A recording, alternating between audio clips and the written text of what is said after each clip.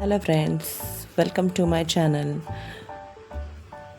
तो अगले दिन दोपहर 12 बजे डोरबेल बजती है तो मैं इग्नोर करके सो जाती हूँ। दोबारा बजती है, नींद से उठकर जाती हूँ तो देखा मेरी माँ खड़ी है दरवाजे पे। इट वॉज अ सरप्राइज, बिना बताए बिना कॉल के आ गई थी। क्यों आ गई थी? ये करने के लिए। तो देखिए मेरी मम्मी आते से पहले जाकर पूरा गार्डन का मुआयना कर रही थी, क्योंकि मैं कब से बोल रही थी कि ये जो चौली का साग होता है ये मैं मम्मी को भेजने वाली थी, लेकिन आज नहीं कल ऐसे डिले करते करते वो इतनी बड़ी हो गई है। आपको दिखाती हूँ एंड में कि कितनी सारी हार्वेस्टिंग हुई है। इट्स बम्पर हार्वेस्टिंग और या नेचुरल ऑर्गेनिक तरीके से ग्रो किया हुआ साग है, जो वाकई में बहुत न्यूट्रिशनल वैल्यू से भरा हुआ नहीं होता है। और एक भी कंटेनर नहीं छोड़ा मम्मी ने। हर कंटेनर में जहाँ भी वो चौली के साग ग्रो कर रहे थे, जो बड़ी साइज़ में हो गई, इन सारी प्लांट्स को पौधों को निकाल दिया ताकि जो उसके नीचे जो है वो अच्छी तरह से ग्रो कर सके। तो मम्मी ये कटिंग कर रही है। कटिंग करने का रीज़न ये होता है कि नीचे अगर बेसिकली जो चौली है, छोटे छोटे पौधे तो सब नीचे रह गए थे। अब ये जब बड़े वाले जो बड़े हो गए हैं, वो अगर हम जड़ से उखाड़ेंगे तो जो छोटे वाले हैं वो भी उखड़ जाएंगे। इसीलिए मम्मी ने बोला है कि ये सीजर से कट करना चाहिए। तो देखिए ऐसी छोटी मोटी बातें हैं जो हम सीखते हैं डेली बेसिस पे।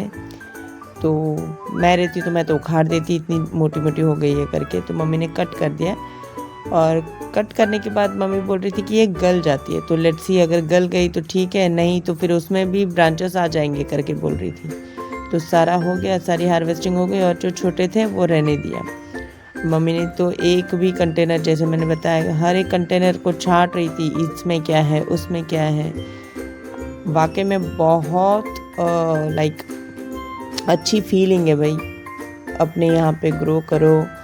और अपने से ग्रो किया हुआ जब हार्वेस्टिंग होती है और उसकी जब सब्ज़ी बनती है तो कितनी, मुझे तो सेटिस्फाइंग लगती है, बहुत सेटिस्फाइंग लगती है। सोना वोना नहीं यार, ये जो छोटी मोटी खुशियाँ जो ये सब करके मिलती है ना, can't compare with expensive gifts.